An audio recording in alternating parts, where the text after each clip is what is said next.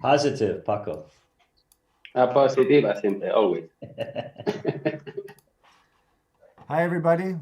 We have Paco, we have Chris Liebing here, we have Matador, Dubfire, and Nicole. Thanks for everybody for joining me tonight.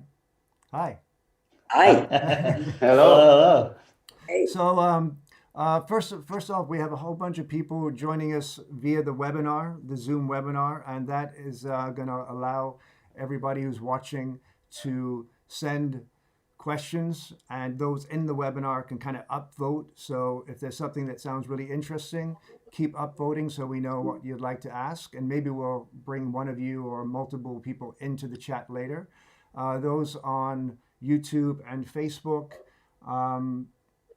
Also into the chat, we have some people monitoring that. Right now, my computer to the left doesn't seem to be going live on Facebook. So if you're trying to, well, you wouldn't be at it, you wouldn't hear me, so you're not on Facebook. But tell your friends, YouTube link is working. Facebook doesn't seem to be working. Anyway, so where we go? There we go. So this is well, the first thing, we all love technology. That's why we're into electronic music, why we play the way we do, and we always like to experiment. And so what you're watching right now is probably also a bit of an experiment. So let's hope it goes well.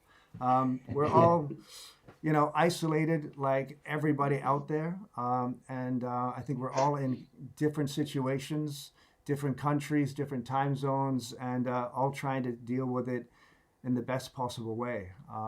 And so we're here to, just talk about what we're doing and how we're getting through it, and how hopefully we're all remaining positive and creative.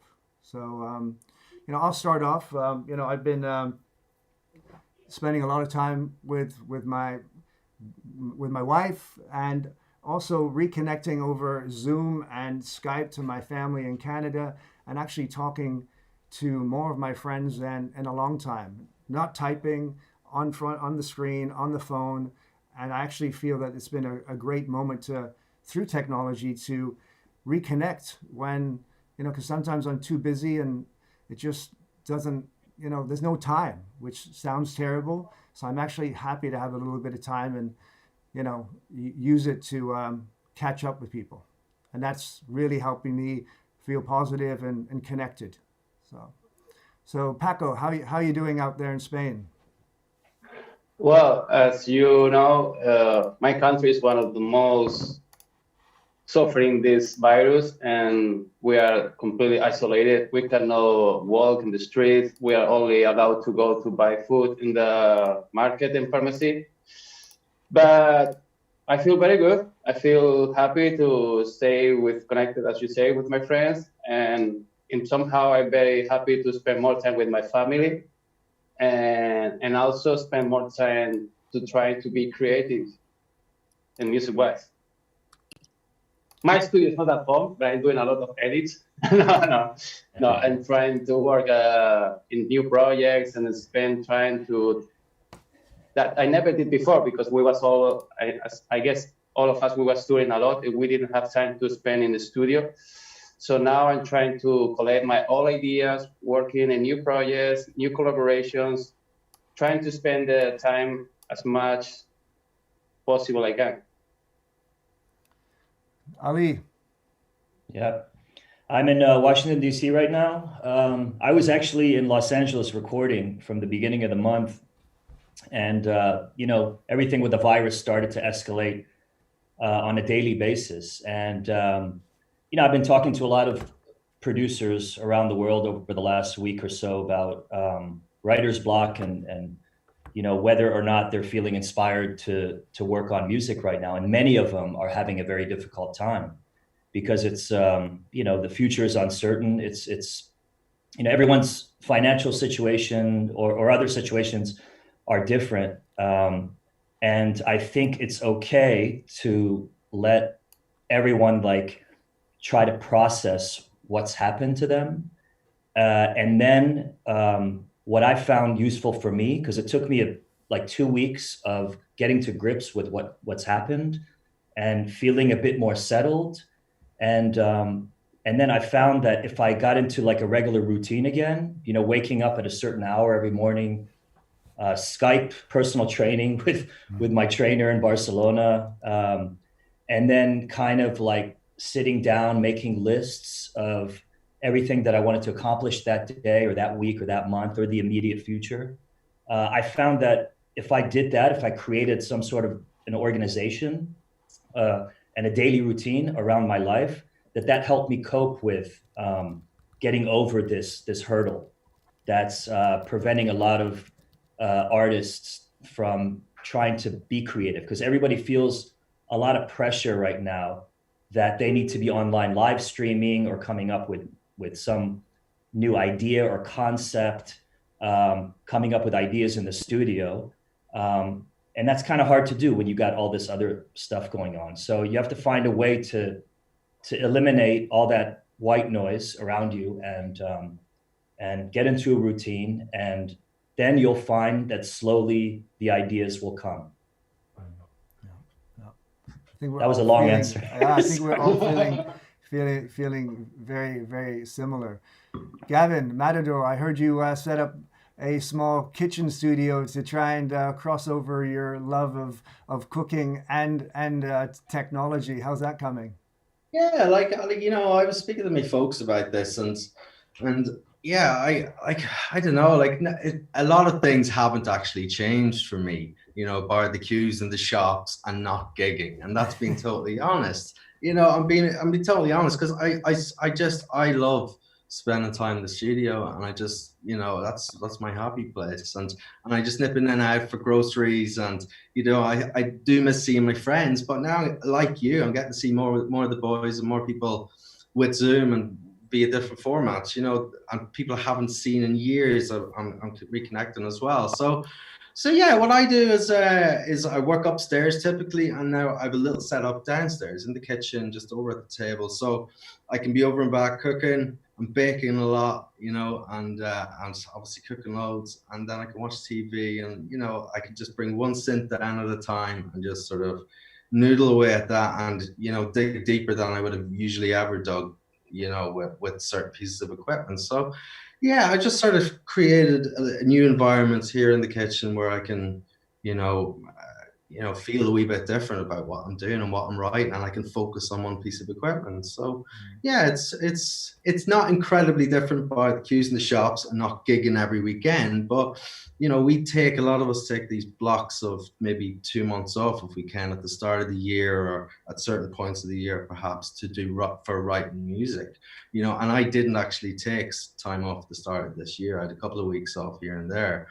So yeah, I'm having this long sort of stretch now where I'm quite happy to be in the studio, and I'm sort of prepared for this writing part. What is a little sort of unsettling is when we are getting back to work, you know, that kind of way. And yeah, there's positive stuff coming through, and there's, you know, curves are starting to even out in different places, and we're perhaps seeing where this is gonna, you know, start to settle down a wee bit. So, you know, with that in mind, I'm just, yeah, trying to be as creative as possible and try to eat less ice cream.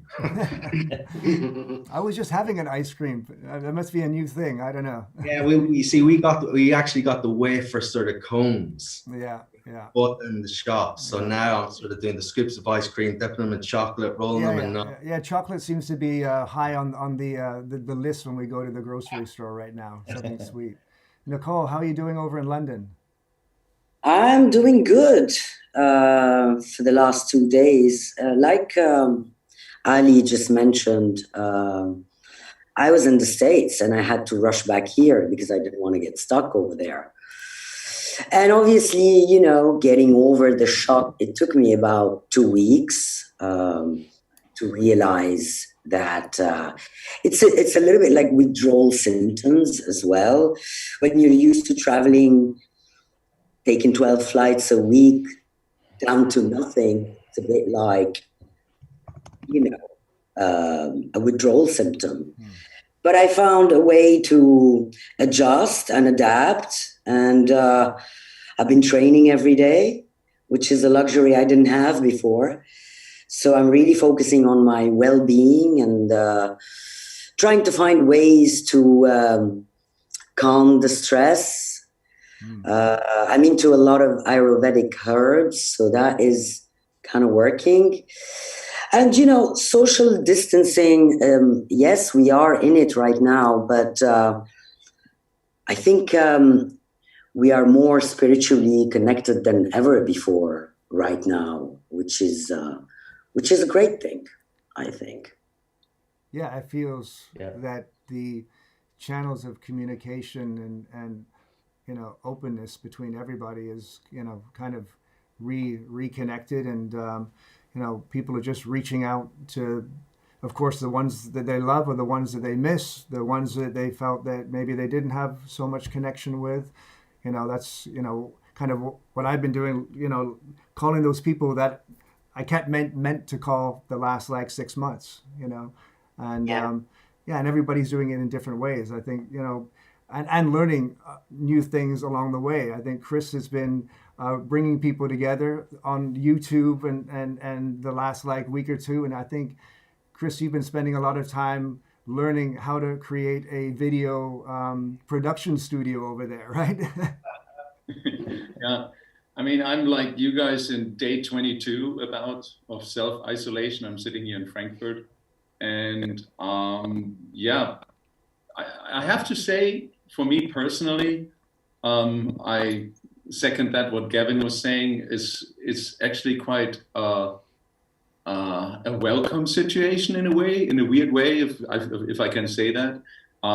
After been traveling for so much that we've all been doing, I'm actually finding it really nice to have this forced pause here right now, from a personal standpoint. Obviously, there is so much suffering going on outside, and we should all always keep in mind at first all these people out there who keep this world running.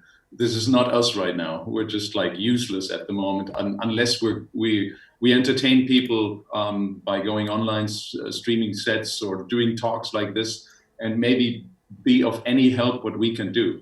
And I've been getting into this whole thing quite nicely. I think we're all in a little bit of a privileged situation, sitting in our homes in more or less safe countries. I know Paco's country has a lot of more problems, I guess, than most of our countries, except Ali, I'm afraid, and maybe you in London, Nicole.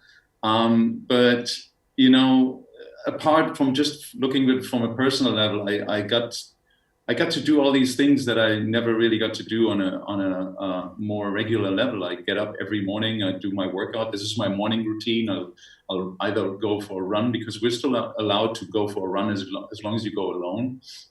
I have a home trainer here. I have some stuff to work out on. And then I'll eat well, but the rest of my day, I still need to work on that a little. It's still a little unstructured. I'm basically simultaneously working, getting to know all the technology behind streaming, behind cameras. I'm working on 2 different remixes at the same time, and talking to a lot of friends. And that's like, I think we need to get away from this word social distancing, because it somehow implies that we're all like isolate ourselves. I think it's more like physical distancing. And I've learned, like, I had really nice talks with Nicole on the phone, with Ali so far, with other DJs. So that's actually quite a nice thing. It's pretty busy so far. There is a lot going on, and I realized that the whole touring is definitely demanding more energy than I admitted to myself, because I feel like I have this energy now sort of left over. I have way more energy right now and way more ideas out of this as well. So yeah, I'm not sure if you guys feel kind of the same, that there's suddenly more energy available because all the traveling is not happening. Yeah, sleeping is Sleeping is great. In my personal case, no, I have my son and I have to entertain him 24 hours. So it's more busy than before touring. Are you alone with your son? Yes, well, some days with me, with some days with my ex-girlfriend. So you gotta we find live some. just one block away. You gotta find the most you know the full on activity to tire him out, so he has a good night's sleep, so you can go to the studio or also take a nap. Well, I don't know, he has a lot of energy, man. He kills me. It really kills me. And then I try to run, play football, but he's killing me, man. Wow. every night we go to sleep around 2, 3 in the morning, and I wake. I don't know why. At 9 in the morning, I can sleep longer than 9:30 in the morning, even if I go sleep like 2, 3. But it is what it is. And at the same time, I'm very happy that I never ever spent that much time with him since he born. So I'm extremely happy for that. Yeah, I think I've spent time with myself in a long, long time. yeah. Yeah, I think that's the common thing between all of us. It's like we've all been on the road so much, so long, and I think when we're all honest, I think we are enjoying somehow just to kind of like see the other side of not being on the road and actually realizing the other beautiful things in life or the other time that we've been missing with friends and family. And I think, Chris, you're totally right about the social distancing is the key word right now, but I definitely feel closer and more connected to some of my, you know, like local friends and far away friends than in a long time. Like, yeah, there's like this universal empathy that's going on where, I mean, everybody can relate to what we're all going through collectively. Yeah. And somehow, despite the social distancing, that's somehow making everybody feel more, like Nicole says, like spiritually connected. And I find that I'm totally spending a great deal of my daily time just reconnecting with friends or strengthening relationships that I've had that maybe I neglected because I was too busy. But there's a certain closeness that I'm feeling now to a lot of close and distant friends that I haven't felt for a long time. Yeah. We should just get all on that same frequency. That's all we got right now. And it's a beautiful thing because we haven't done it before. So let's see where it's going to lead us to. Yeah, I was very lucky at the last 2 years. My wife and I have been talking about, a friend of ours bought us a meditation course, and we kept thinking about doing it and doing it and doing it and kept pushing it off. And then in February, we did it actually. This TM, Transcendental Meditation, which you do 2 times a day, 20 minutes. And I definitely feel more calmer now, but for the first 2 weeks of all this happening, I got back from New Zealand and I basically landed, back into Europe on the last flight. New Zealand was being closed down. I landed in Singapore. That was being closed down. I don't know how I got back to Europe.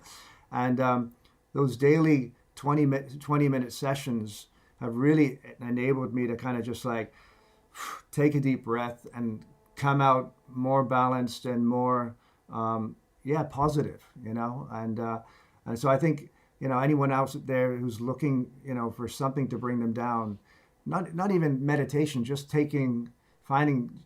take some deep breaths and, take a pause and then close your eyes and then, come out of it. That on a very basic level has helped me 2 or 3 times a day, Yeah.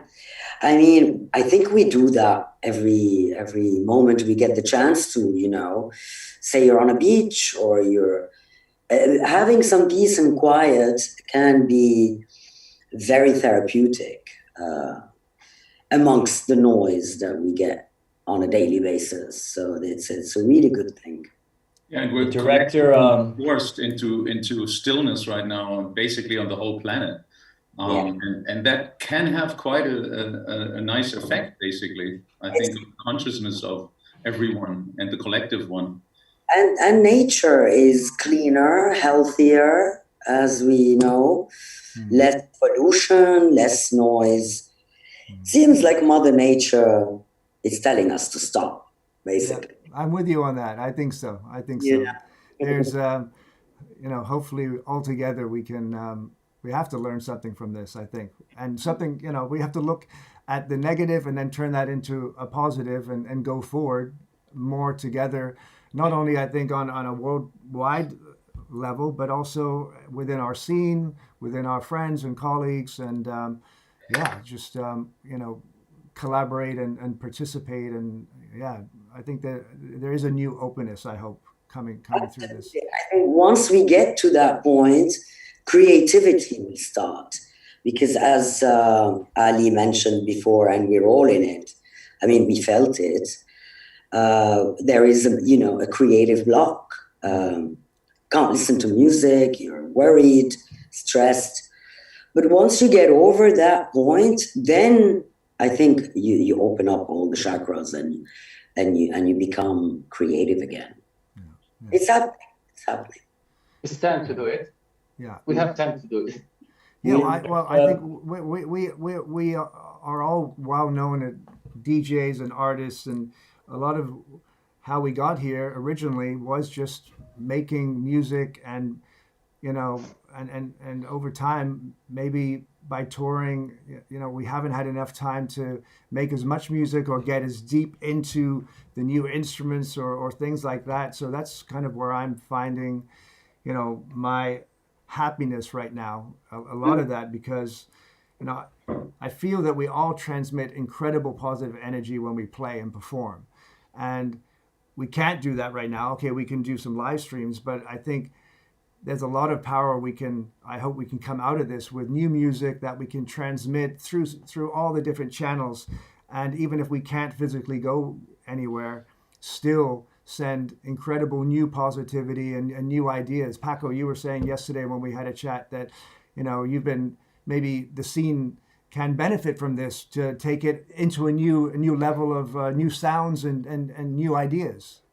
Totally. I mean, in my personal case, in the last 4 years, I couldn't spend more than 2 or 3 hours in the studio, maybe 1 or 2 days a week maximum.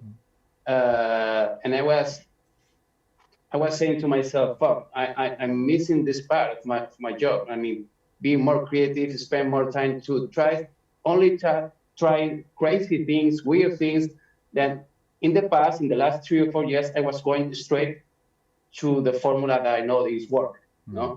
So now I think this period is specifically good for that, to spend, trying to be weird, and maybe we find something incredible. Because all this time is I would say kind of boring, no? Because you obviously, in my personal case, I always been more DJ than producer, but also I was missing this period of creativity in the music wise, because everything I was listening or buying or the promos that I got it sounds like to something else that I heard before, or the same loop or whatever. So now it's time to all of us to spend more time and try to create something new, something positive and creative. Yeah, we have to take, I think, advantage of the fact that we have time and space now to learn, the gear, learn the technology, bring in new technology, and find new creative outlets. We don't have that excuse anymore of having to, go off for the weekend or on a 2-week tour, leaving a project half finished, coming back to it, trying to reconnect with, the original vibe that was in the studio at the time. Now that we have this time and space, I think it's an important, asset that we can use to get past the initial writer's block and right to the heart of the creativity. Yeah, I think that's actually instead of I don't think any of us can.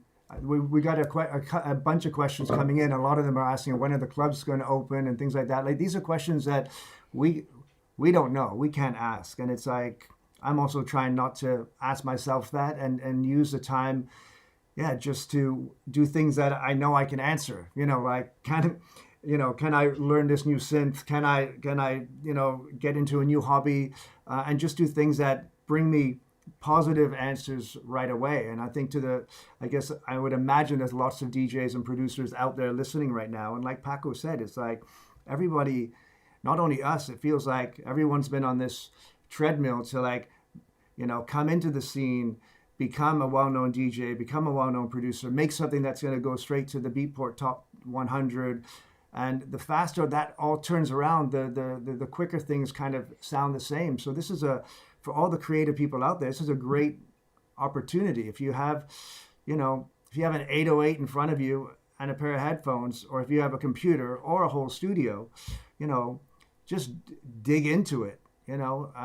Some of the best records we probably all heard in the early days, some of those were made on one synthesizer. Like, some of my favorite records were just an 808 and an echo. And so, limitations and things can force us to, really go beyond what we think we're capable of. And I think, I hope a lot of positivity comes out of this for the world. But of course, from our scene, I really hope there's some incredible new music and artists who just, when we put the records on again, or the digital records or whatever, we're just like, wow, where did this come from? I'm just looking at some questions that are coming in. That's why I'm looking over here. So here's a from Rayco in Madrid.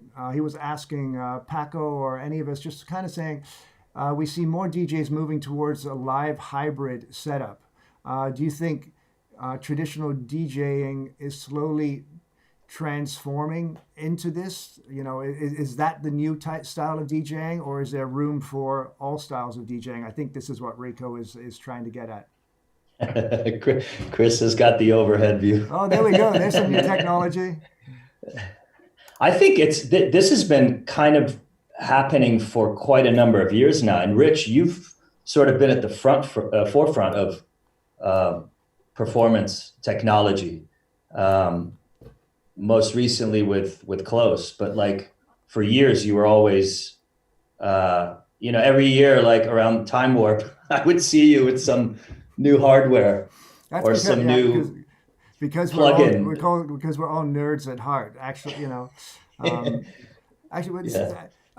Chris is on the call. Actually, there's like Chris and I have, been, sharing things back and forth for years. I remember when I was really into the effects in the late '90s, and then I remember one day Chris showing me this Cyclops sampler. Remember that, Chris? That was actually at a Time Warp. Of course, it was at Time Warp. Everything happens at Time Warp, and actually, everything happened at Time Warp. And let's say Time Warp was today. And I remember you were setting up in your hall number 2. I was over doing my sound check and 1, and then I ran over to you and I showed you the Cyclops. Yeah, Did you ever use it, Rich? Yeah. I put it right into the set right after that.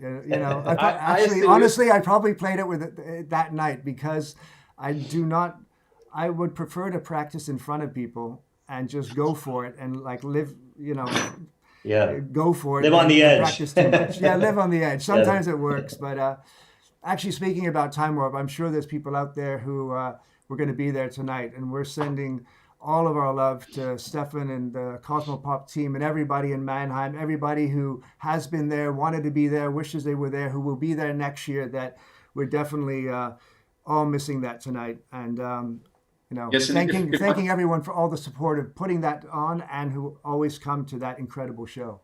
And if I may add, tonight from midnight on, Time Warp together with Arte Concerts will be streaming the sets from last year, I think till 2 or 3 o'clock on Sunday. So sort of the same times as Time Warp was anyways happening. Yeah. So tune in at midnight tonight and you'll get a little bit more of Time Warp feeling again. Yeah, and Arte is also doing United We Stream, which is free streams every night, all from clubs now all over Germany. Like there's so many cool things going on where you can support and watch or listen to incredible music. Has everybody done a stream over the last week or two? I did one 2 weeks ago, and I'm gonna do another one in 2 weeks. Okay. Actually, I'm thinking like Chris to get really into it, and I'm thinking to do my live stream radio show that I do every week. So I'm gonna try and do that, and have guests actually, and a bit like TV. So I'm trying to get the technicalities behind it and make it happen. So should be fun. Chris, I've got one tonight and one tomorrow. Reggae? Reggae tomorrow, yeah. Reggae I mean, when you listen to reggae, you're just like transported. And I knew, about the power of that music for myself as very therapeutic. But when I did the live stream last Sunday, the comments that I got were just so across the board positive, and everybody wanted me to keep it going. So Sunday felt like an appropriate day to just, take everyone away from their problems or wherever they are, wherever they're isolating, and transport them somewhere else. Chris is getting a reggae set going. I've got a question in here from Vlad Maxim. He's saying, "Hi there. I'm curious about how you would explain the coming back of the higher tempo techno after a time in which sounds were getting, we're kind of stuck in the slower spiral in the last 5 or 6 years." So, yeah, well, that's a good question. Yeah, we definitely. I think everybody is playing faster, at least in the techno scene, than we have in a while. I'm back to circuit breaker style 136. For me, it started. I'm loving For me, it started 2 years ago at Time Warp. I was playing after Rodhad, and he was at and usually back then I was like 128 starting and then ending up maybe at 130, and Rodhad was like at 134. And, whenever someone before you is playing at a certain tempo, you typically, when you're going on, you start at the same tempo, unless they're super fast. And then that night I was like, well, I'll just keep the same kind of tempo and energy and see what happens. And after that, I felt really comfortable at that tempo. That was me getting over that hump of faster tempo. It's like, go on, let's check it out a little bit more. I have a question here from what Ali just said, because you said you played after Rodhide and he was at a certain tempo and you kind of took off from there, which, is, I think, there's some people who take off or take over from the artist before and continue and have some kind of continuity, and then there's another idea that you just come in and kind of stop and do your own thing, and I think there's two different ways, and I think maybe it's a generation thing, maybe not, but I notice this, and sometimes when I'm preparing to play after somebody and I'm kind of queuing up, okay, they're at this tempo, I've got something, and then they finish. Yeah. And, what do you think about that? I always I always think that there should be a nice cohesive blending between one artist and another. So that this is if it's an 8-hour show with 10 DJs or 8 DJs, there's some kind of thing that ties them all together. Not like a rock concert where there's silence between, and I'm seeing more and more silence in between. Really? And I'm not sure I like it all the time. I mean, I typically will start, and I know you do the same. We all try to reset the vibe by starting with some sort of an ambient intro track to reset, whatever tempo the crowd has been used to for the previous 2 hours, and create like a moment, of a show starting. So I find when I do that, not only do I mentally reset from what was happening before, but I'm able to segue out of the previous artist and create a brand new vibe. But there is a segue there. There's always a segue. So I'm usually if I'm waiting to go on, I'm playing, I find something, if I can, in the same key as what the other artist is playing, like their last song, or I find some sort of a weird acapella or something that will seek out of what they're playing, because I don't like that silence either. I mean, it works in a lot of the EDM shows. They typically will have a 15-20 minute, silent kind of section in between each artist where they're 15-20 minutes. What are they doing then? 15-20 minutes. Well, they're setting up the pyrotechnics, and because each of those guys have a big crew, and it's funny to see. It's kind of like an actual. Yeah, these are my pyrotechnics. Yeah. But normally, Wow, very good. High tech. I'm sure you have a MIDI controller on there. I have what? A MIDI controller on there. No, it's this Chris, thing. you need a disco ball. I do have a disco ball. I have everything here. That's the thing, you know. If I may jump in here, because maybe some people are wondering what I'm doing here and how is it looking behind me. I was in the process of rebuilding my whole place, and most of my studio is in storage. And when the virus hit, I was literally like sitting here between boxes. There's loads of boxes here everywhere. The boxes of some records that I had here. So I basically took those boxes and I kind of created my own record store here, which I pretend I go there and pick out records. And I felt like I need to design my walls a little, because I felt it a little bit boring if I did these live streams without it. And then the next thought came, oh, let's get a disco ball. Oh yeah, a strobe. All right, great. Oh, how about a fog machine? And suddenly you have just I find myself just having like loads of fun and not taking myself and anything too serious. And that is, for me, very helpful in that situation. But I completely diverted off the topic right now with going back to the BPMs. But Richie, I had another question on that one. Okay. If we were looking at a chart over the last 20 years of an average BPMs that techno DJs were playing, I consider us all as techno DJs or house DJs in a wider sense, I would love to see that chart.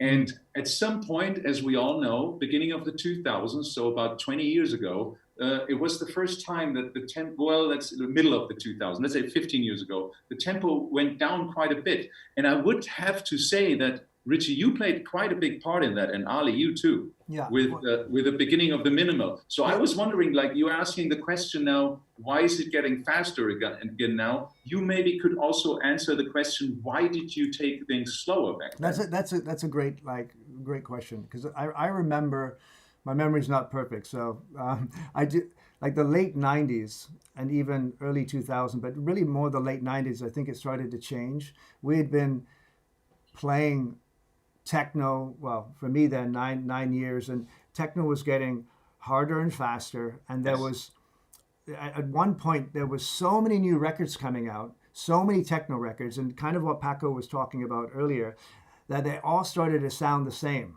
You know, they all started to sound like copies of, you know, The Surgeon or Jeff Mills or The Advent, and it just started to get like a competition of faster, harder, and it got boring, to be honest. Really boring.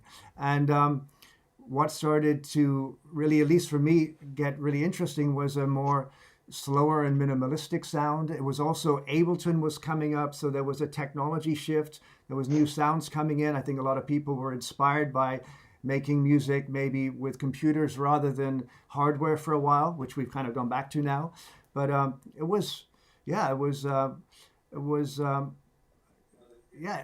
honestly, things were just getting boring. It was just really the same old stuff. And so when you were taking it slower and going on after somebody who was playing really hard and fast, how did you transition out of what they were doing and into what you wanted to engage the audience in? Well, I remember having some of the worst shows ever in Spain, especially because there were a lot of middle fingers involved, right? Yeah, like but to say like, or like the Spain, the Spanish fans have been so supportive since the beginning until now. But at moments, I've really pushed or lost some of the fans. And in the late 90s, early 2000s, I really had people who were, just harder, and just really booing me as I was really trying to just play what was really turning me on. Like, we're up there giving energy and positivity. And if you don't play what you love, you may be able to like fake it a couple of times, but you can tell. And I'd rather be up there playing really, what makes me happy and what I think is the hot shit, and do it and then get through that. And that's what I did. And it definitely, but that was like, Chris, it was 2 or 3 years as it kind of all morphed. And there was other things going on. There is a lot of the people like to put stereotype, and they want to say, okay, this guy is techno and it's going to be always techno, and music has to be freedom. One day, that's what I had a lot of people also judging me about what I was playing for a while, but I grew up with acid house, I get in love with the techno. Right now I like more tech house, groovy stuff. I mean, music is music. It has to be freedom. And of course, you don't wear the same T-shirt that you was wearing 20 years ago, or you don't watch the TV. You watch the yeah, you do. He does, no. This is about Blue 20 t-shirt. years old. Well, the same. I mean, you don't want to watch the TV in white and black. You want to watch the TV with LEDs. You know, it has to practice. It has to be an evolution in everything, in the music, in the life, in everything. So I mean, I music in general, you gotta appreciate all kinds of music. Really, I'm finding myself to listen to a lot of U.S. house at the moment. Like, this is what's making me happy right now. So you got to be able to appreciate and play all kinds of music. Really, it's not nice to be just in one box as such. Somebody told me one time something very nice, like play the same music is like make sex in the same position. Nicole, So do you feel pressure from fans to deliver like that, signature Nicole Mudaber kind of sound? My signature was really tech house, and I won awards doing like tech house, slightly with the techno tinge. And I played techno and I go back to chill out. If you listen to my radio shows, it varies from all kinds. And I think my fans now don't expect anything anymore, because they know what mood I'm in, I'm going to play it. I mean, the last show we did in Costa Rica, I did... BPM. The BPM, me and Paco, we played 4 hours. I mean, we were playing house and disco, really. Yes. And it was one of the most successful sets that probably we had ever. Unbelievable, 4 hours. Because you were having fun, I think, and I had so much. When you don't feel the pressure, to play something, is when you feel more free to express yourself. Exactly. And absolutely, I remember that night for one of the greatest in my entire life. Ever. It was, really. So, listen, music is music, and whatever moves you, whatever makes you happy, you just go with it. No restrictions, no boundaries, just let your gut and your feelings flow and guide you, really. Exactly. I always felt like that I can only excite others if I'm excited about what I'm doing myself. Yeah. Otherwise, it's fake. Yeah. We have a lot of questions kind of similar to what we're talking about. James Murray is just asking, do you all have a set plan, or does it change depending on the night? There's also another one coming in just asking, that's Youssef Farah, the borderline between DJing and putting on a show. Like how much do we prepare? How do we make sure we put on a great show, but leave it spontaneous or fun? Like you're talking about a disco set. Like, did you know you were going to do that, or did you just have the records and you went with it? Like, how prepared are you guys? Gavin, I'm really interested in how you do that with a live set. Are you preparing like 100%, or are you like, what do you do? Yeah, Gavin, you're doing live and DJing as well, right? What I'm doing, I was obviously doing the live set for about 4 or 5 years, and then for the last year and a half, 2 years, I've been DJing. But with the live set, when I was doing it, I was like 4 or 5 years of sort of developing it and modifying it. And at the start, I was quite fixed in what I was doing. I'd say 5 or 6 different setups, different sets, say.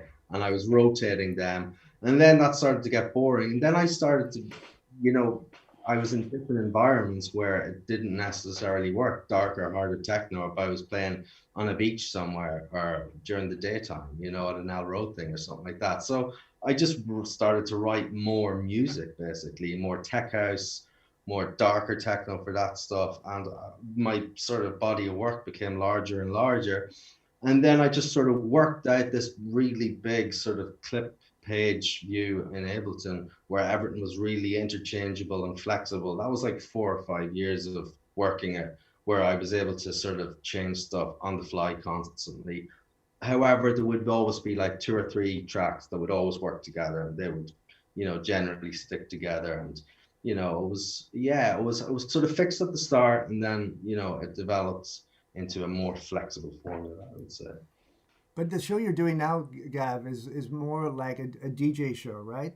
So Yeah. Like I have CDJs, I have the EFX 1000s, a couple of guitar pedals, and then I'll bring a drum machine with me, where I need it, So But a lot of the time, like 90% of the time, like I'm playing mostly or a good deal of Matador tracks. I'm still writing shitloads of music up there and testing it every weekend. So, most of and a lot of the time, like, you have that geezer at the front going, play harder, but I also have people, because I have a lot of releases, they're like, play this, play that. So instead of just waiting for that, request, I tend to, focus a lot on the Matador stuff because people know me from the live sets for that.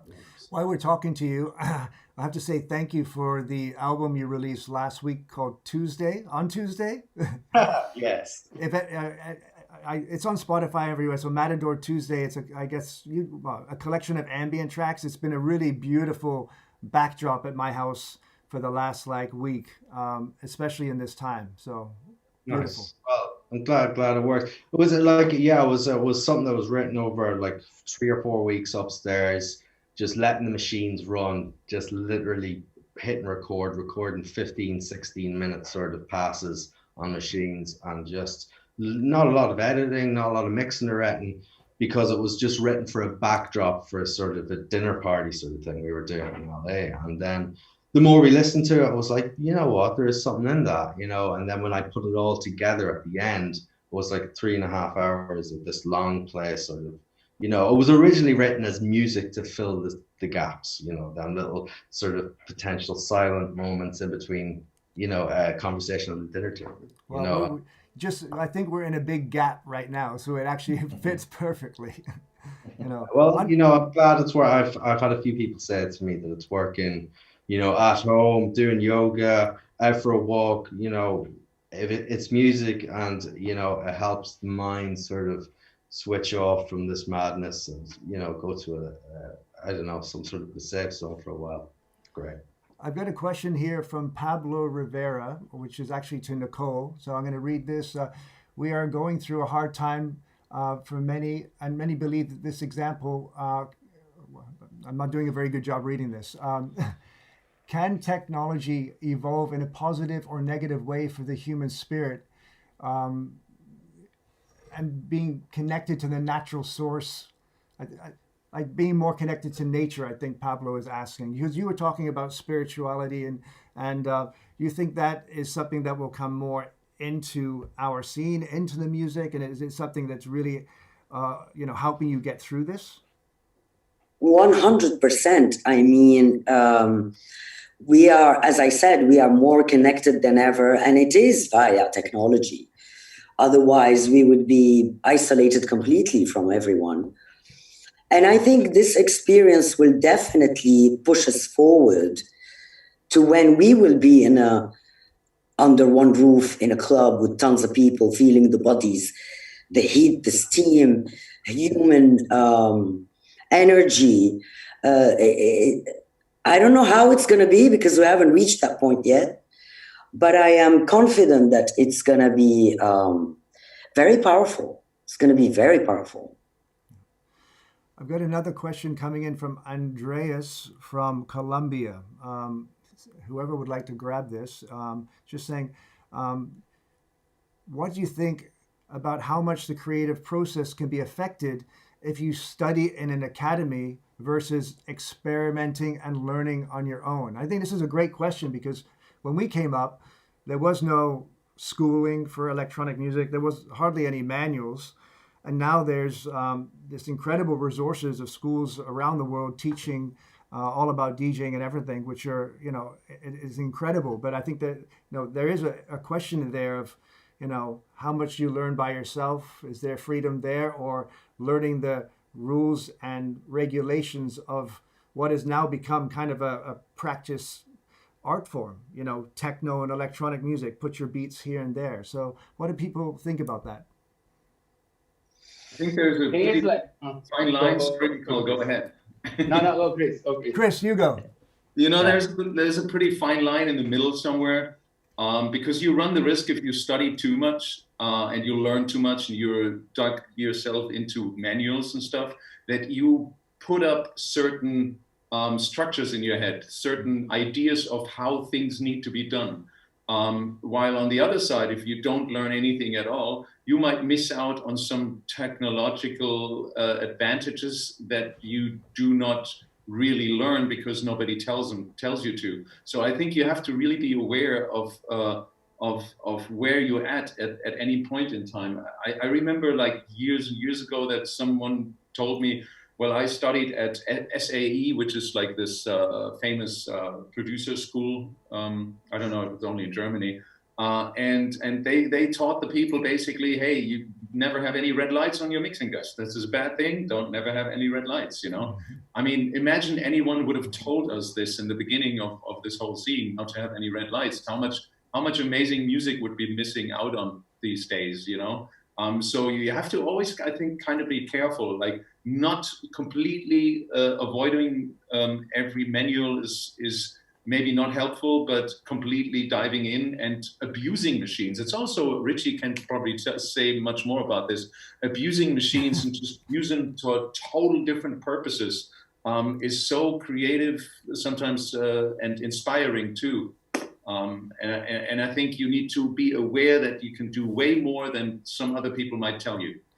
Yeah, I think. Yeah, when we started out, we didn't have the internet when we all started out. So you literally had to have that physical manual, or you worked with an engineer or whatever. Now, everything that you want to learn about anything is a click away. A lot of chefs, I'm hearing a lot of chefs are discouraging people from going to culinary school and spending, all that money going to culinary school when they can just go and work in a restaurant and gain real life experience or work, figure stuff out like, just going online. But these days, I don't think you necessarily need that formal kind of training as you did in the past. It depends on how specialized I think you want to get. Yeah. I'd like to thank Giacomo for pointing out that on Model 1, it's not red when it clips.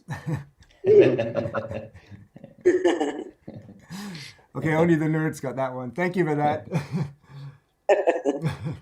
But Chris, yeah, you're right. For me, I guess as you said, abusing machines. When I started out, I really didn't know what I was doing. I probably still don't. And at that point, it was all hardware. So you just kind of plug things in and try to figure out how they worked. And if it sounded good to me, I press record. And then if I played it to a couple of friends and they didn't tell me to turn it off, I kind of felt that maybe it was good enough. And then I would play it out in a club. So I think the most important thing is to have that balance of learning, whether it's on YouTube, going to a more institutionalized like learning process. They're all good. But at the end, you've got to step away from what everybody is telling you or saying or teaching you and find, the honest thing that you like to do or how it sounds to you. And that doesn't mean that it's mixed perfectly or the compressor is exactly right. Like, actually sometimes, when things aren't perfect is actually when the magic comes out of it. In a mix, and playing, DJing, or making music, or in anything, I think. And that's usually when you find your core sound, your signature sound is when those happy accidents happen. And that takes time. I remember when I was doing, I was not able to go into America for some reasons, in around 95. So I was living in Canada. Couldn't go into America to Detroit to see all my friends. We'd been doing lots of parties there, and I felt super isolated. So it's very similar to this. And I really didn't know what to do. And so I was like, okay, I'm just going to focus on music. I said, let's just start making music with a couple of machines that I hadn't really been using that were sitting there.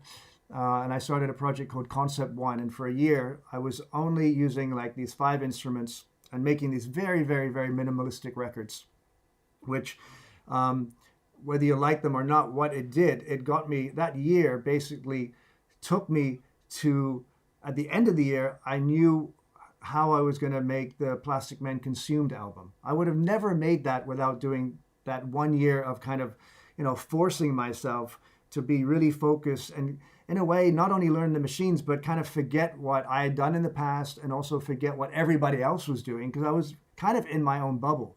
And, I would honestly, if we're all sucked a little bit into bubbles right now and some really special stuff comes out of that because we start to forget exactly what it's like to be on a dance floor or what it's like to play, I think something good can come out of that creatively.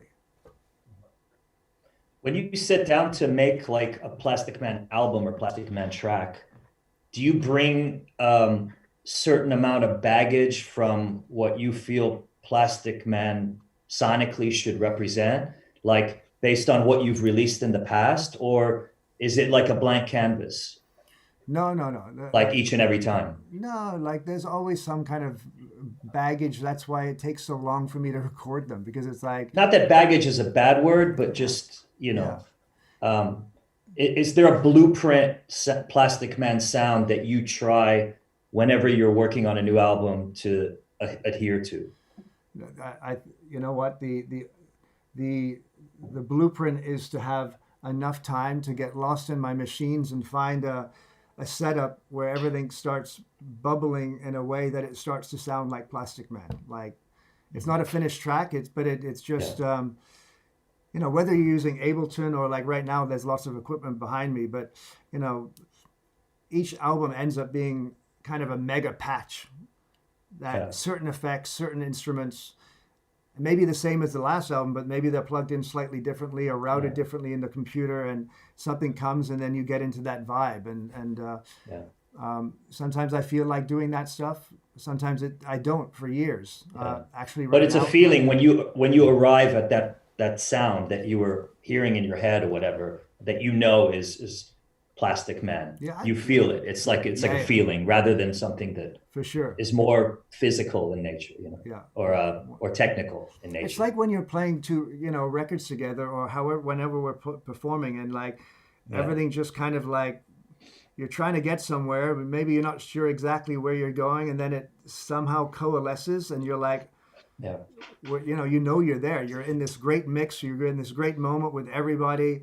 And it's the same thing in the studio for me. And when you get there, you want to spend as much time in there as possible, and then kind of rinse it out and do as much as you can, and then kind of pick through it later. Like Gav was just saying, with the tracks from Tuesday, like kind of put them away and then came back to them. And as a whole, he was like, wow, I've got something here.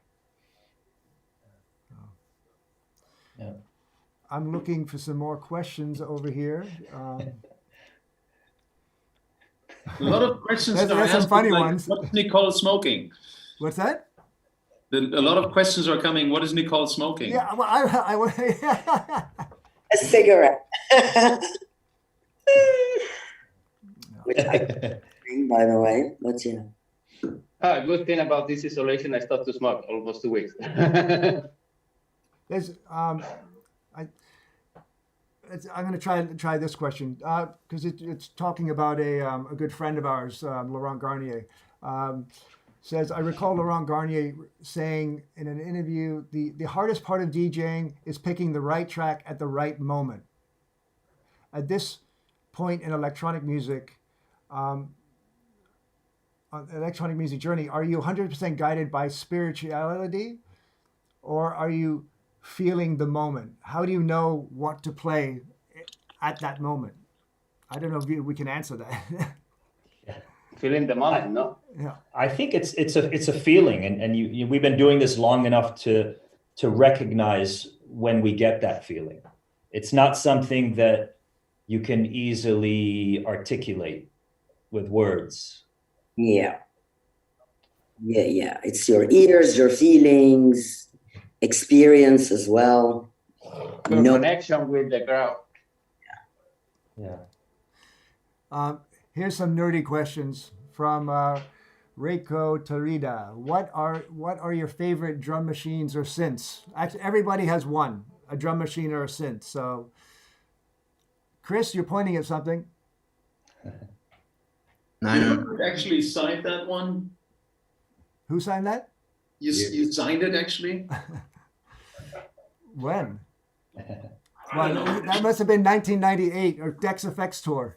That's you, is it? Yeah, that's my scribble. Yeah. Wow, good people on there. Does it still work? Of course it does.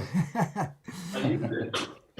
Paco, favorite piece of gear? Well, for a while, I was in love with the microtonic. Ah, Actually, many of my plastic records I did with microtonic. the plug-in, right?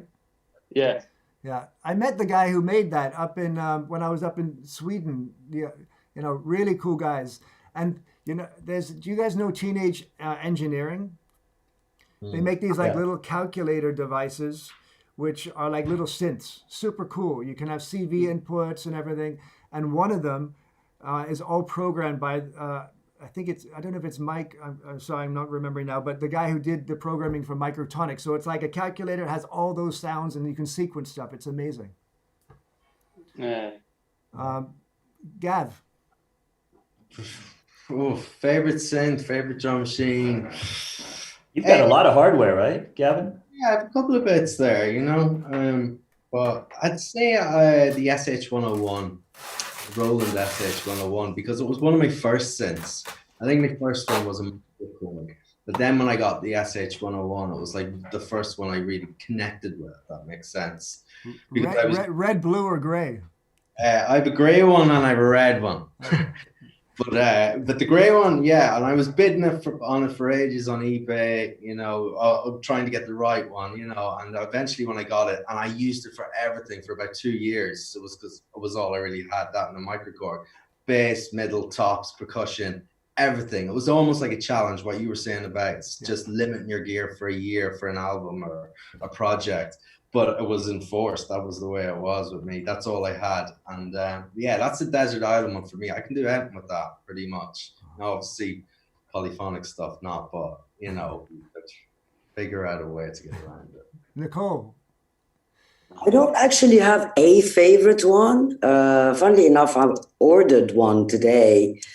The Micro Freak from Arturia. Yeah, I'm going to test that one out next week, hopefully. Yeah. I mean, at the end of the day, whatever comes out, it should be good enough, playable, reaching people. I was just downloading the Arturia plugins and demos. I love the Arturia stuff. Yeah. The V collection is like all the vintage synths that they have, or that's usually my go-to. Yeah, I've got like a Oberheim SEM there, and of course I love that machine, but their plugin sounds very, very good. Yeah. Also the Sound Toys plugins for effects. Yeah. I find I continue that question. How about favorite VSTs from Martin Mladenow? I was going to do my favorite piece of hardware. Oh, that's a surprise. Dude, I can beat that.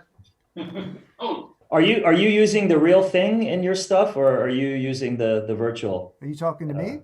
Yeah. Oh, well, both, but that's the original one that I did all the Plastic Men. There's only one. Wow. There's only one that sounds particularly like that. They all sound slightly different. So if I put the same lines in from the early albums into another 303, it doesn't sound like Plastic Man.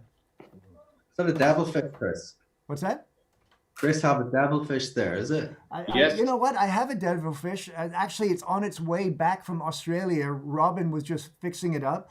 And there was always this rumor that my secret weapon was the Devilfish because I had number 003.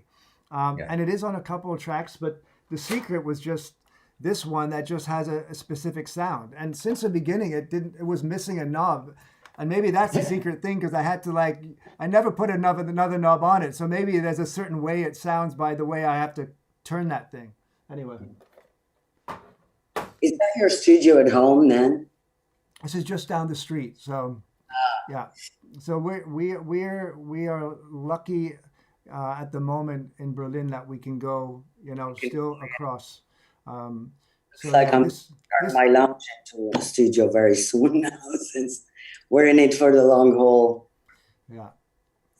Yeah. Chris, VSTs?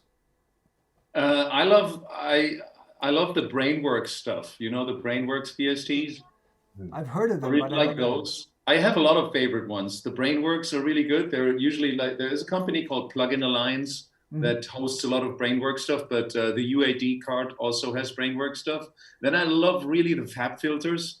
Yeah, Fab filters, EQs, and the limiter is really good. Like even the first limiter, I'm actually mostly using the first limiter as the 3 versions now. And then I have a really, really favorite bass drum plugin that I can recommend to anyone. It's called Please.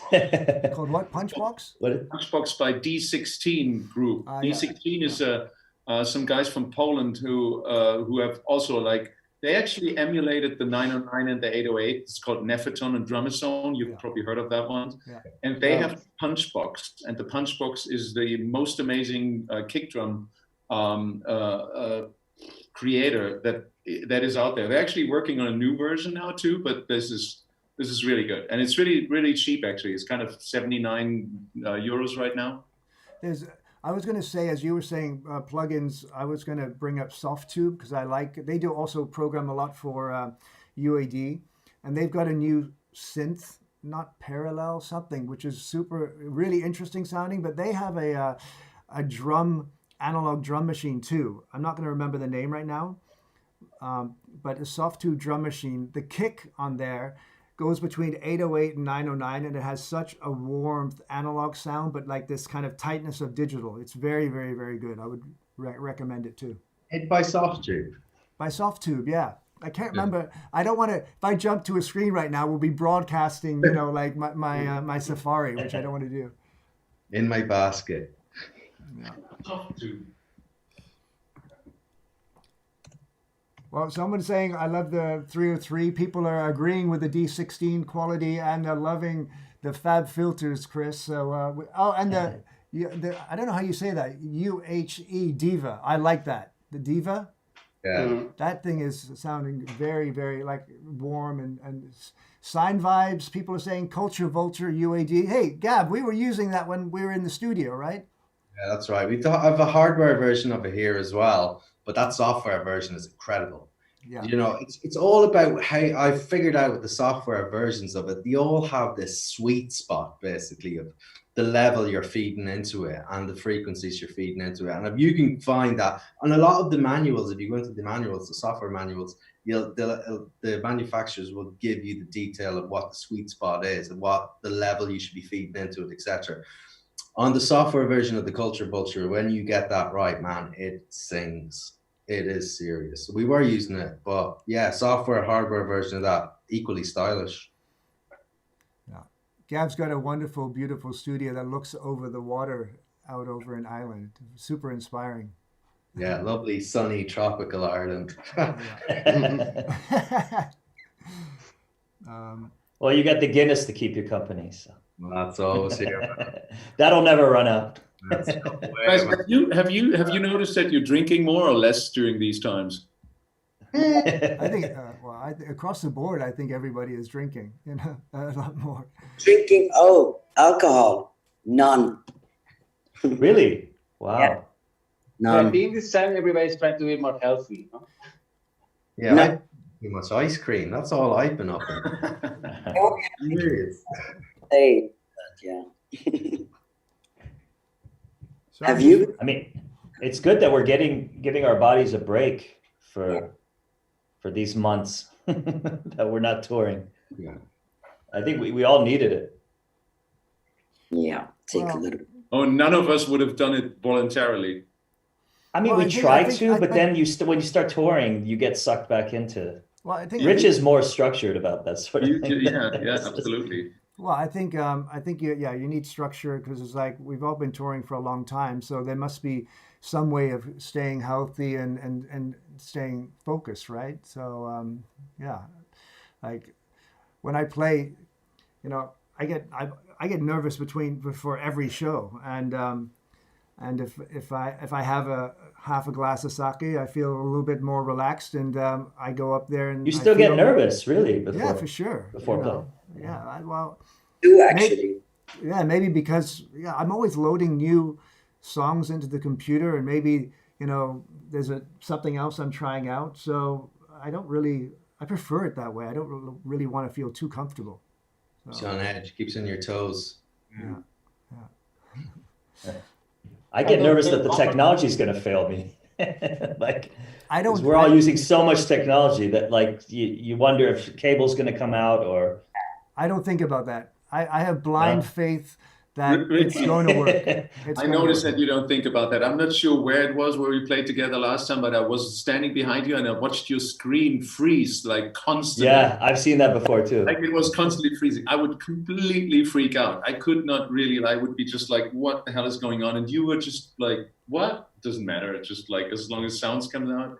But don't you really think that the freezing screen is just the first step to having no audio anymore at some point? Yeah, no, that was a certain. We had a bug in one of the one of the computers, and we couldn't really figure it out. And we were on concert touring. We didn't have time to wipe everything down and figure it like exactly what was happening. But we, in the hotel rooms, we would set it up and like we would see the problem, but audio was never dropping, and so the show had to go on. It's like for me, I don't care if you're booked for a gig, you gotta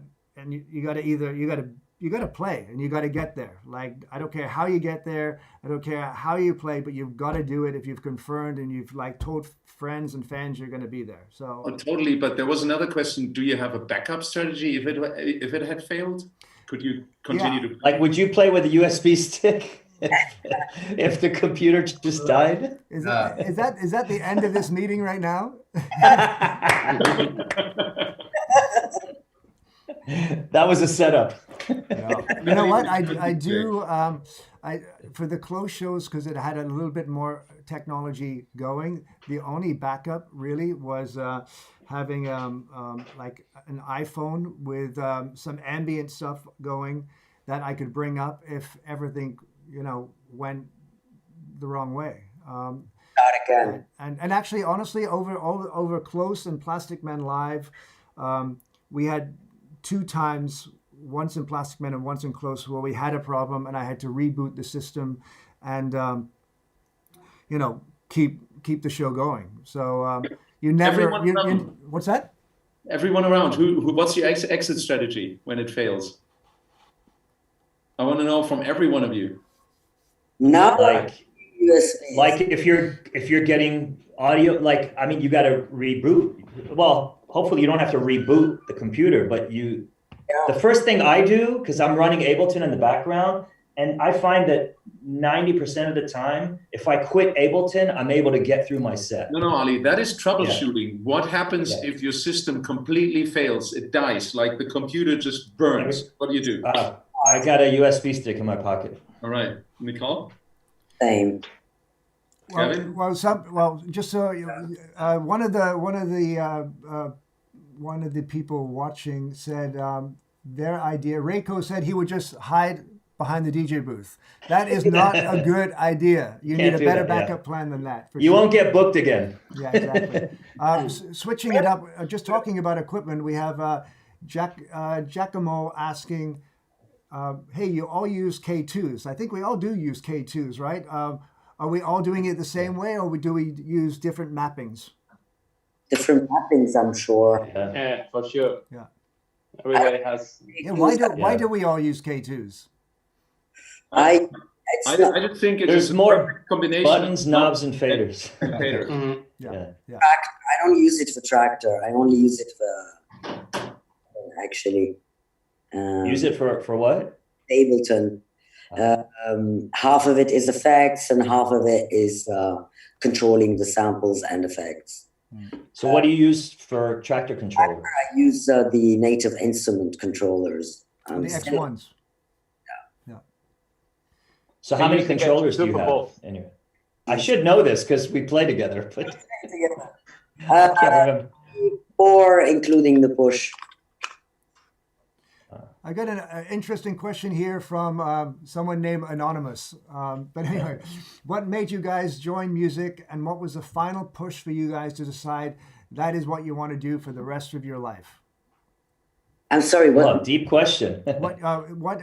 What made you join music, and what was the final push, or that what was the point that made you decide that this was your mission in life? This was what you were going to do. I didn't choose it; it chose me. Oh, God. You got off the hook very easily there. Nice. I was always surrounded with music. I mean, I was a promoter before, and I booked a lot of DJs. So I was in the music the whole time. And then I decided to step into the other side as such. So music was my life from day one, really, many, many years ago. I have to say that Nicole was the first person to book me in London. Yeah. Many, many years ago. What year was that? Yeah. What year was this? That was in early 2000s, maybe? Yes. 2000, 2001, something like that. Correct. So, And yeah. Ali? I think for me, when I first came to this country, I couldn't speak the language, and I was sort of an introvert, and I just gravitated towards the art. So I was into photography. I used to draw a lot. I was very good at drawing. And somehow that all just, and the people I was hanging out with, they were kind of like, we call them art fags, or they called us art fags. We were artsy. And we just gravitated towards the arts, and eventually I found that music and discovering new music just spoke to me. I started playing in bands, and I got more and more into it. And then you had DJ culture, from the early days that was happening in Detroit, Chicago, New York, and I just got deeper and deeper into it until it chose me eventually. Yeah.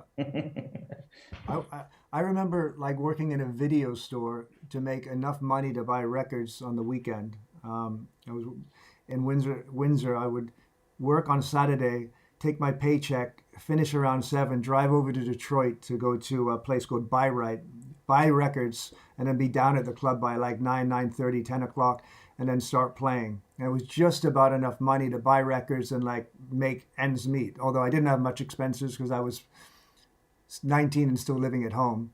But I remember even doing that for a while, and then I was in university, and at one moment it was just kind of it was that step. It just kind of came. It was. I think what I remember being really important for me, and I don't think I realized it then, was that luckily I didn't do it too soon, and have to, suddenly get into a point where I got frustrated because I wasn't making enough money and to survive, and I was trying to be creative like that.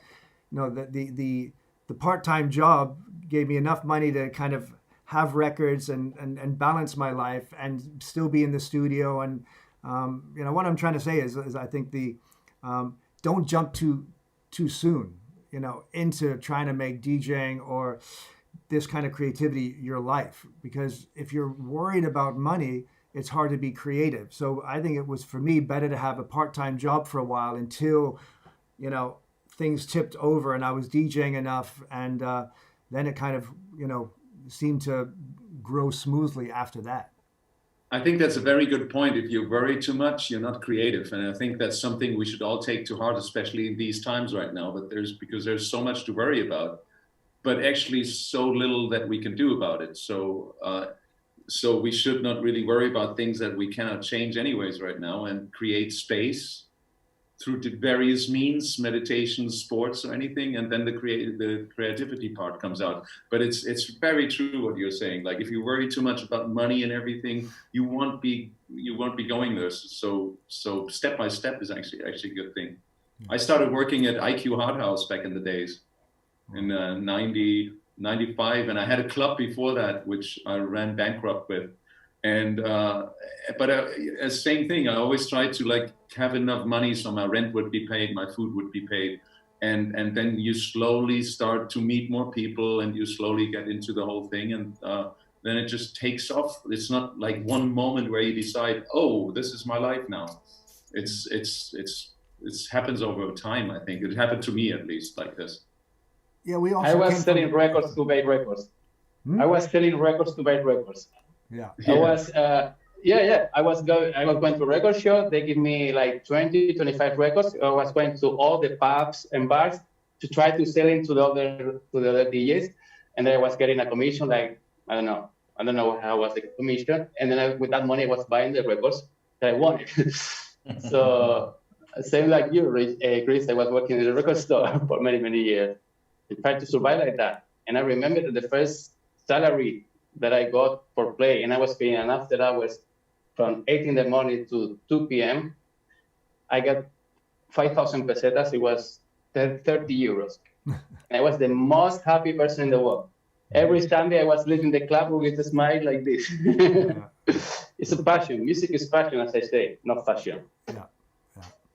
Yeah, when I was working in Detroit in the early days, the what I got paid was basically not enough to get back over the border to Canada. And if you knew what that was cost, you realize how little I was getting paid. But I was as happy, as anyone playing those first 2 or 3 hours before anybody actually got to the club. And then the main DJ would come and then take over. But maybe there was like 5, 10, 15 minutes just as the crowd was like filling up, before the main DJ took over. And that was just like, I waited for those minutes, every Saturday night to, yeah, it just. Rich, what was your last day job that you That was had? it. My last day job was the video store. The video store. Yeah. Okay, I got a good question from Ryan Hollis. Hey, you know what? Should we? Can I do this? Oh no, I was going to try and bring him in, but so Ryan said, do you feel the crowds are less engaged at your shows now than in earlier times because many people seem to be behind their phones or taking photos? Does this bother you? I think it's it's safe to say that it bothers all of us Yeah. when we see that, because it makes us feel like they're not present. And so much of being in a club or festival and listening to a DJ is about being, present, mind, body, and soul. And when you're trying to live that experience through an iPhone, because you want to capture it somehow so you have content to post later, you're not really fully engaged, I feel like. You may think you are, but you're not really there. Putting your phone away in your pocket for those 2 hours that you're listening to your favorite DJ, that's when you're really, really present. But I do get the moment. I do get the moment where people want to catch maybe a little bit of the show and catch it a little. So I understand that, and I don't think that's bad. But if people standing there like texting with their friends, I actually rather feel sorry for the people because they're apparently at the wrong place at the wrong time at the moment.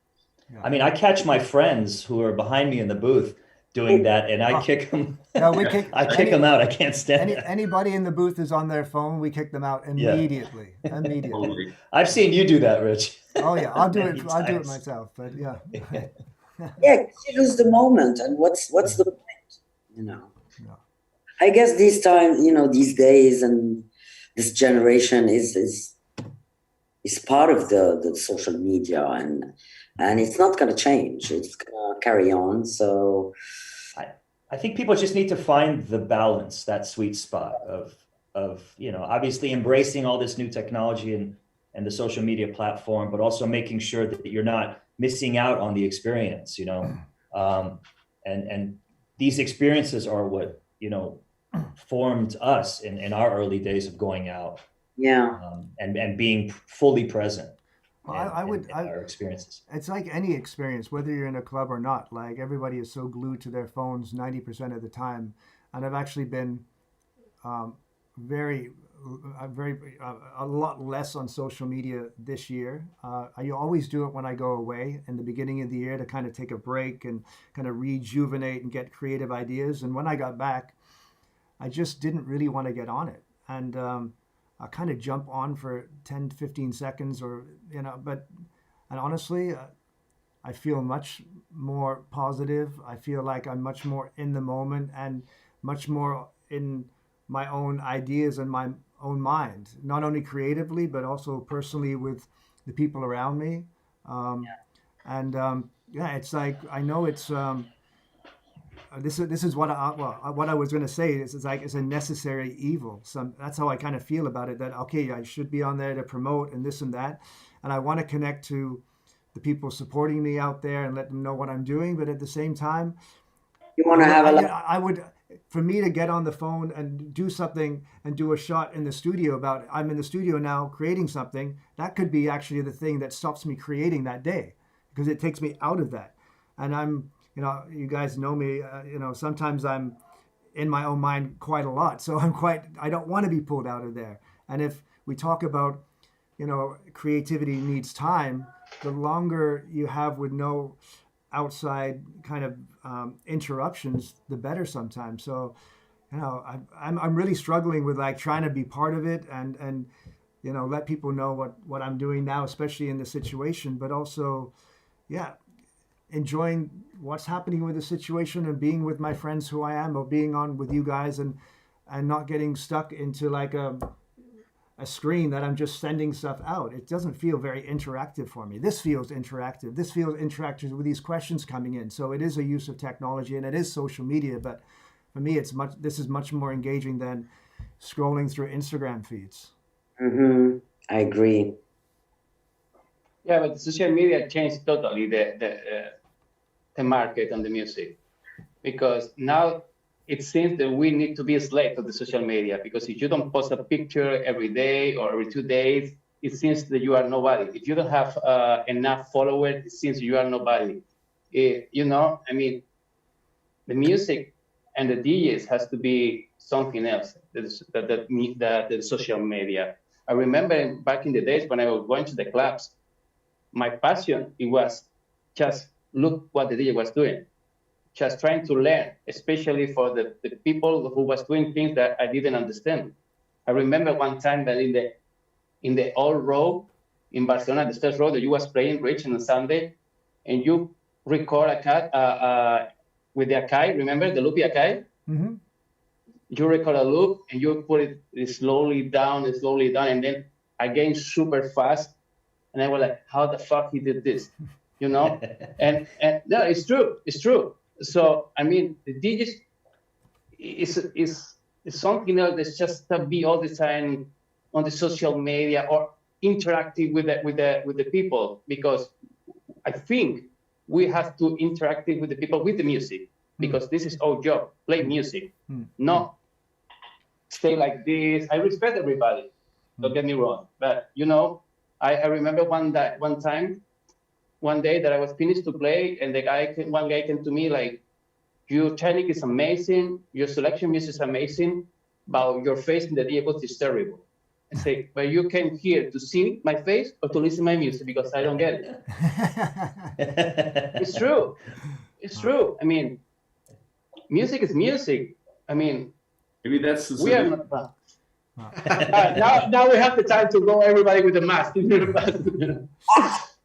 Okay, we something kind of connected to that because it's just about the changing scene. It's just saying, it's talking about huge crowds and the demand for instant gratification. This is coming from Telmo Fernandez. And 2-hour sets are a far cry from the 8 to 12-hour journeys a lot of DJs played in the early days.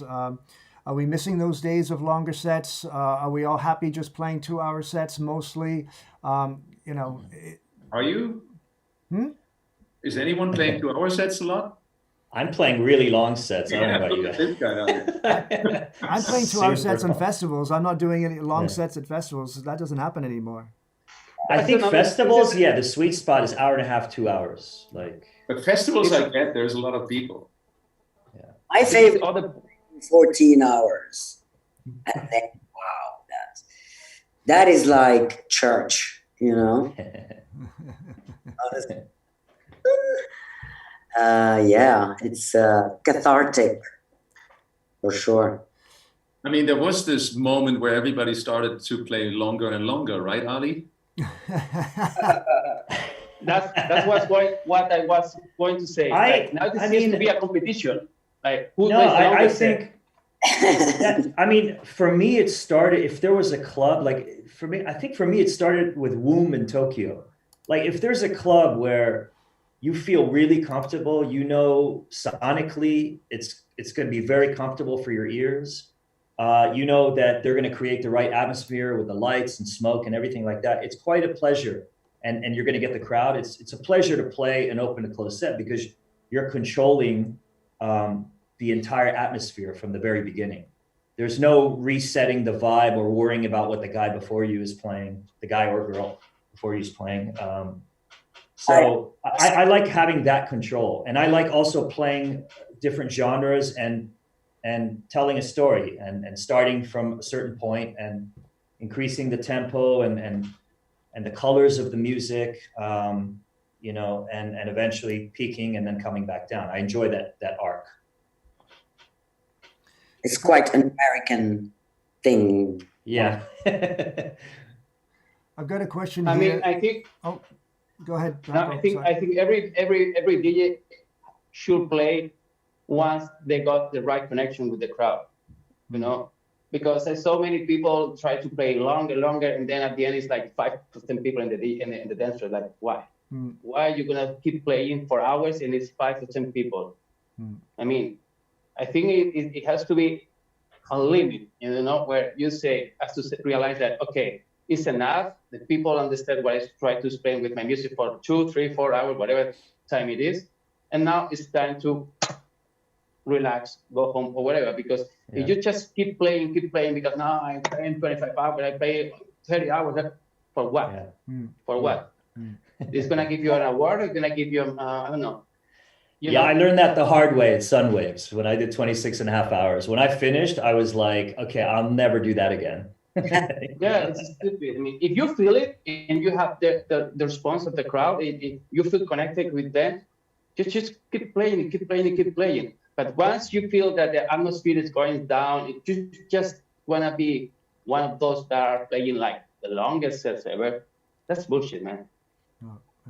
Yeah, I think there's a thing of a beginning and a story and taking it somewhere, and knowing that question we had earlier, knowing when to play the right track at the right moment is also when to know when to finish the party. Yeah. You know. Yeah. There's a question here which I'd like to know, and I think a lot of people out there, just how do we organize our demos and promos, especially demos, because I'm sure we're all getting lots of things.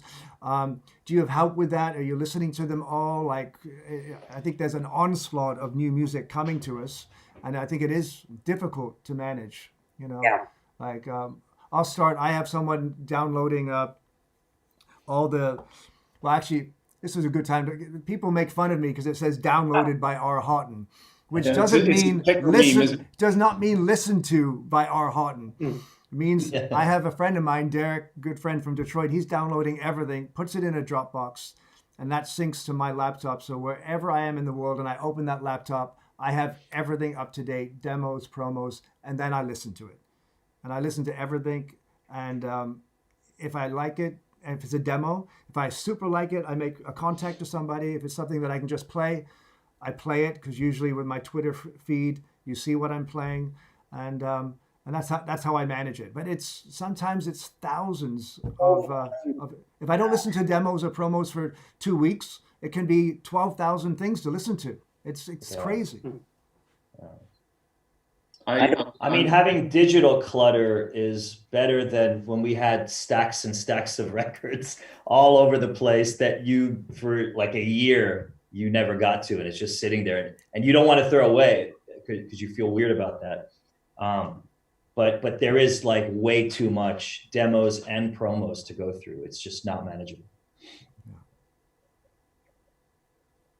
Chris, I thought you were going to say something. I agree to you, Rich. I have someone, Peter, who's downloading everything for me because it's just impossible to follow up. He's pre-organizing it a little bit, and I'll get it on a weekly basis, and that just helps me to stay sane, because there's loads of other things to do as well in life than waiting for downloads to finish, especially if you have that many. And that's why I get this joke downloaded for, but it's a technical thing. It doesn't mean that I'm not listening to the promos or demos. Yeah, yeah. Many people think that if somebody download the music for us, are choosing the music for us. That is not true. I mean, Some people download it, but I think all of us, we are listening by ourselves. Yeah. No, somebody else is choosing what we have to listen. yeah. I mean, how do they filter these things? I mean, you have to have the same kind of ears, or do they download everything and then you go through them? Download everything. They download everything. Yeah. Yeah. Well, Peter doesn't give me any happy house, you know. It just doesn't. It's just like that.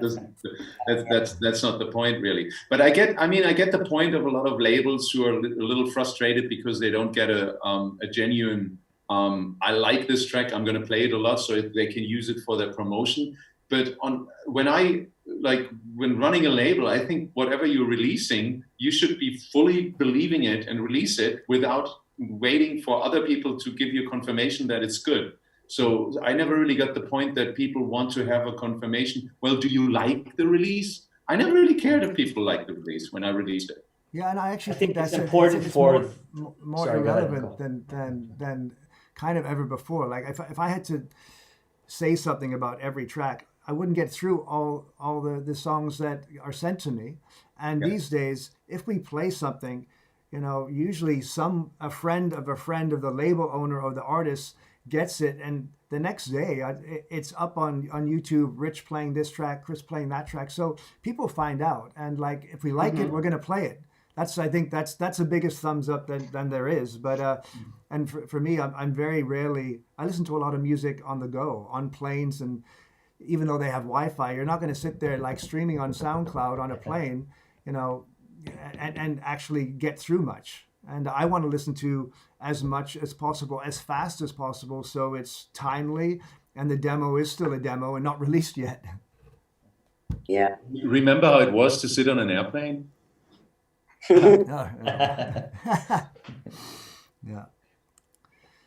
You know, but yeah, like, I love flying. I love traveling. I think it's one of the reasons I'm able to do what I do, and for so many years. Like, I love that energy of going to a new place and landing and meeting new people, new promoters, and getting onto a new dance floor.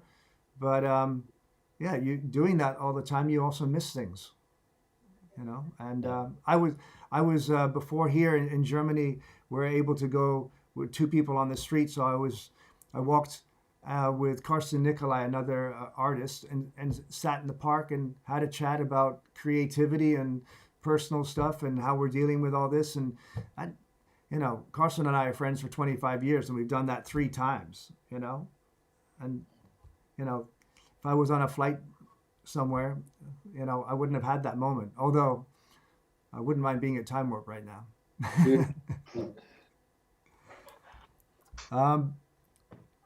Looking at some more questions coming up. There's a lot of questions to Paco, Ali, and Nicole just about how your back B3B came together, and you know, just tell us a little bit about that, because you guys you're really doing that, and there's not many people doing three together. Where was the first one? Visa was the first one 2 years ago. No, 3. 3 years. Yeah, I think it's privilege. The connection was the Model 1 mixer, right? I mean, that's what really brought all of us together, and it seemed like a great idea at the time. And then I remember that one being really, really good. And then we at the end, we all felt like, okay, we should continue this, and the fans wanted more of it.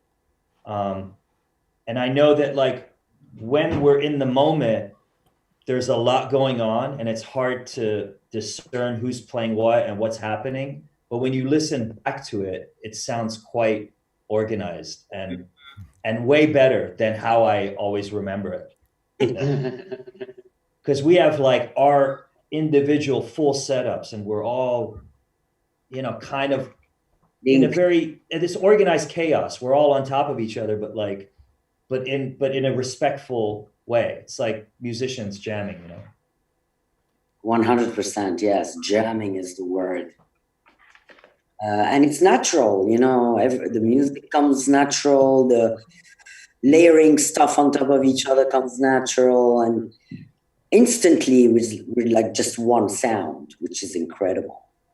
I really enjoy it. Because our style for each individual is completely different than others. Yeah. So I think the mix of all of three is a cool thing. Yeah. And it makes us think, what's he going to play? How can I complement that? How am I going to continue that story? And it works. Yeah, it's all natural, and and we don't think about it at all. No, we need to think about it. Mm. You guys, Ali, you said you started that project because you're all playing on Model 1, and there's a couple of questions coming in about our setups and what we like about it. And then someone just said, what technological improvements would all of you desire to see in Model 2? I can't say if we're working on anything else right now, but I like that question. Could be interesting for the future. What do we do right? What do we do wrong on the mixer? Or what could you see in future mixers that would allow us to, do what we do better?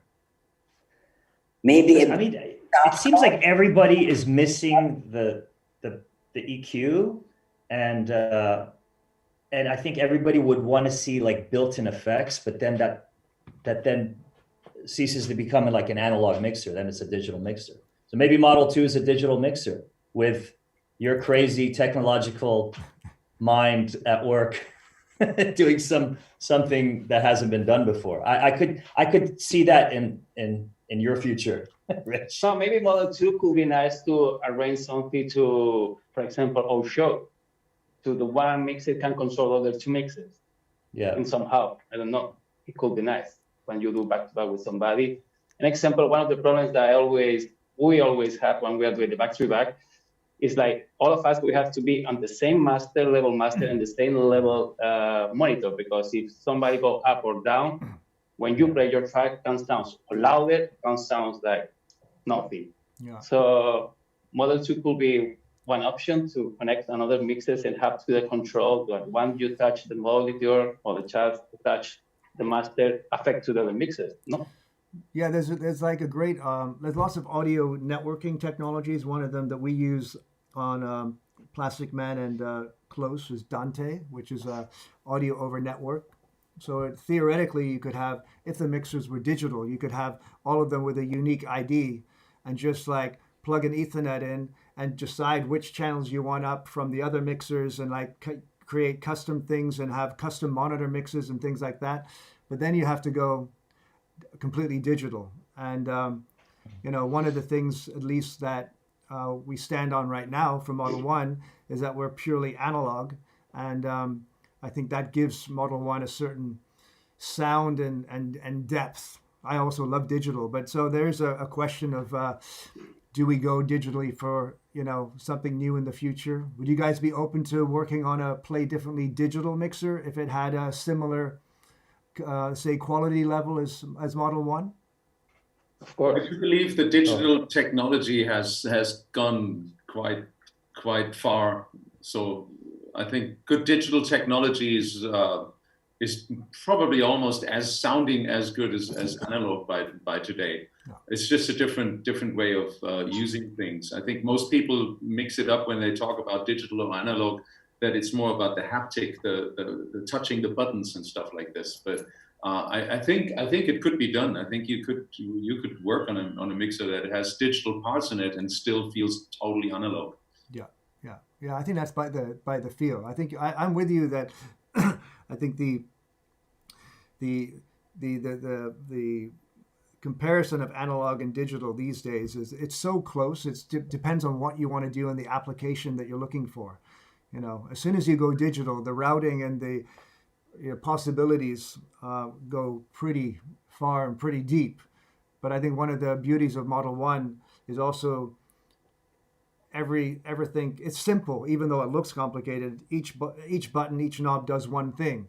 And when you go digital, it's quite easy to say, okay, well, should we make this one user definable? This could be a filter or an EQ, or this curve could change. But then you start really going down the rabbit hole and make perhaps some choices that give people more possibilities, but take away the immediacy of the interface, which is what I love about the analog restriction for Model 1.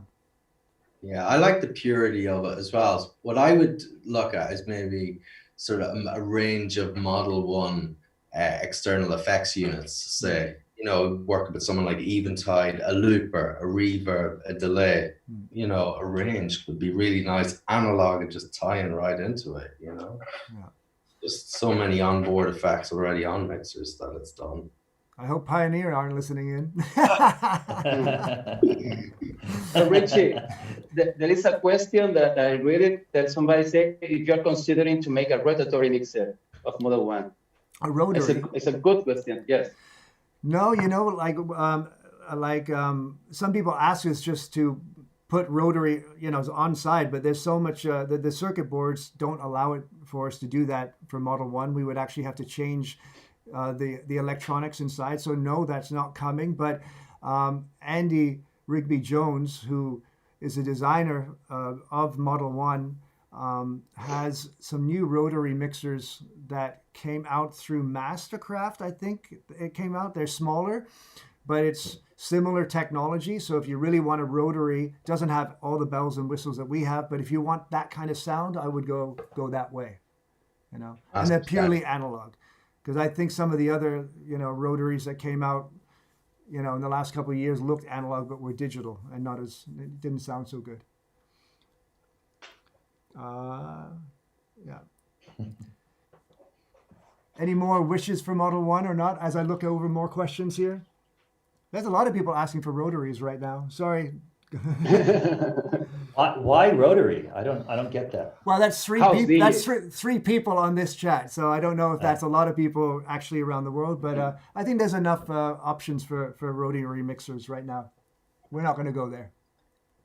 Yeah, I think for how we play, rotary is quite difficult compared to faders. Well, how's the love it? I still have a Yuri mixer. Needs to be refurbished, but yeah. What were the first mixers everybody was on? Pioneer. Yuri from Yuri. I remember. I was on this cool Numark. It had a little sampler, like 2-second sampler. I don't think you ever know acoustic sound. What's that? Acoustic sound? No, you don't know. No. I don't know. Exactly. I think Ali gave up. Or he went to get it, I hope. He went to get the Yuri. There it is. That's my original mixer. Wow. Yeah, nice. Lots of rotary. Rotary. That's great. I played a show with the Yuri. The last time I played with it was with John Acquaviva in Detroit. I actually think, oh no, it's this other T-shirt, Jack's Back. And it was early Dex Effects days, and there wasn't really any mixer that had sends like we do for effects. So we took the Yuri, and then we took that out through another mixer that we duct taped on top, so we could kind of have this like basic way of like doing effects. It kind of worked. Anyway, it was I have a good memory of the party, but okay, guys, like there's lots and lots of questions coming in, and I can't keep track of it. And we've been on about 2 hours right now, so maybe we slowly wrap this up and maybe try to get all these questions for maybe a second round of this another day. Anything that anyone wants to say to all the people who've joined us out there on, I don't think actually YouTube didn't work, Facebook and webinar. No, okay. Well, I can say something for all those people who may be worried out there that the whole club scene and the whole party scene is going to collapse and everything is going to be gone once this is over. I picked up a pizza 2 days ago, and the owner of the pizza place around the corner, he has like the total wisdom for me. He was looking at me and said like, please don't worry. People will always want pizza and party. and I think there's a lot of wisdom in that. Yeah. Well, I think you know, I think for all of us, I think we all started this because of a passion, and whatever happens, however long or short it happens, I think we're all going to find a way to perform and make music and send our unique sound and energy somehow to all of you out there. I'm committed to that. This is what I do when I wake up and I think about how I'm going to, you know, make some kind of sound you know, and send it, you know, whether that's through a speaker or through the internet or something. You know, things are changing, but music will survive. We're going to survive, and we're going to keep playing music for all of you out there and smiling and hopefully driving you positively crazy, you know, for a lot longer. So. I think that first party back will be one for the books. Quite epic. That's a question. What are you gonna do the first day this is end? What is your first record that you play? I think we save that for the next round. Okay. Yeah. Cool, guys. Everybody, thanks for Paco, Gavin, Ali, Nicole, Chris. Thanks for everybody. Thanks to everybody out there for all your questions. Stay safe, stay positive. You know, find a new hobby, be creative, hang out with your loved ones, meditate, but be positive, and we'll see you guys all very, very soon. Thank you, guys.